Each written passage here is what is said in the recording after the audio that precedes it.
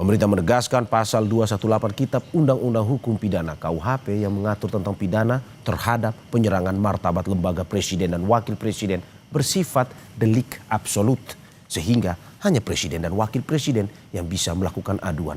Menurut pemerintah, pasal ini dibuat untuk membedakan antara tindakan penghinaan dengan kritik yang ditujukan kepada kebijakan presiden. Menteri Hukum Supratman Andi Aktas mengatakan, pasal tersebut tidak akan digunakan untuk membungkam kritik. Ia menyebut terdapat perbedaan jelas antara kritik dengan penghinaan. Karena itu penghinaan presiden dan wakil presiden tidak bisa digunakan untuk menjerat pihak yang mengkritik kebijakan presiden.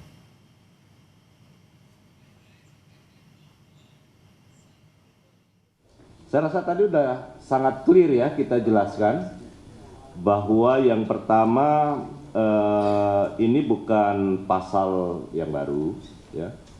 Kemudian yang kedua harus dibedakan antara mana yang kritik, mana yang penghinaan.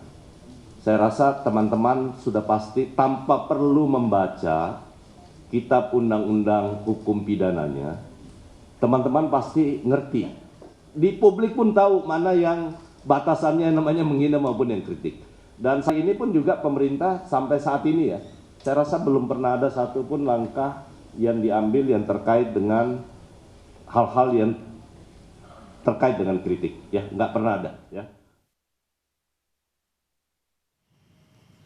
Sementara itu, Wakil Menteri Hukum menjelaskan tentang pasal 256 KUHP tentang demonstrasi. Wamenkum bilang dalam pasal itu mengatur penanggung jawab demonstrasi harus menginformasikan kepada polisi sebelum menggelar aksi demonstrasi. Hal ini dilakukan agar polisi melakukan pengaturan terhadap lalu lintas. Menurutnya, demonstrasi berpotensi membuat kemacetan lalu lintas. Oleh karena itu, polisi harus mengetahui titik jalan yang menjadi lokasi demonstrasi.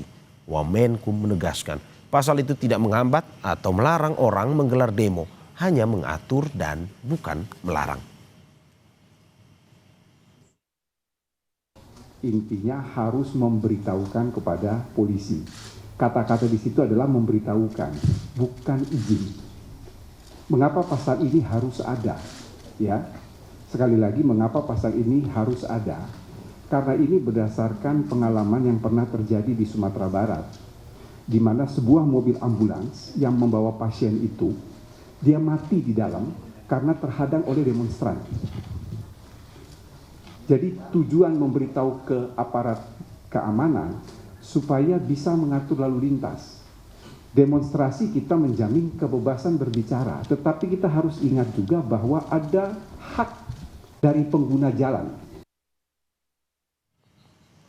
Masyarakat sipil untuk pembaruan KUHP mendeklarasikan Indonesia darurat hukum. Ketua Umum YLBHI Muhammad Isnur mengatakan KUHP 2025 mestinya membenahi praktek penegakan hukum pidana yang selama ini bermasalah seperti kriminalisasi, penangkapan, penahanan, penggeledahan, dan penyitaan sewenang-wenang. Namun KUHP baru tidak menyasar beragam persoalan itu. Hanya membenahi sedikit substansi tapi tidak memperkuat pengawasan dan akuntabilitas penegakan hukum.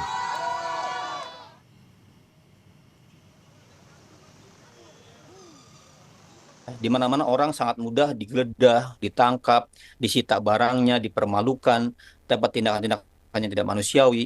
Itu adalah potret di mana Indonesia gambarannya seperti itu. Dan harusnya KUHP itu memperbaiki itu semua ya. KUHP dalam prosesnya kemudian hanya memperbaiki tapi nambah-nambah sedikit tapi tidak memperbaiki bagaimana memberikan pengawasan yang ketat dan akuntabel kepada penegak hukum. Ya, bagaimana polisi nangkap nahan ya masih bisa nahan sendiri gitu. Bagaimana bisa menggeledah, menyita, memblokir bahkan rekening, akun media sosial dan lain-lain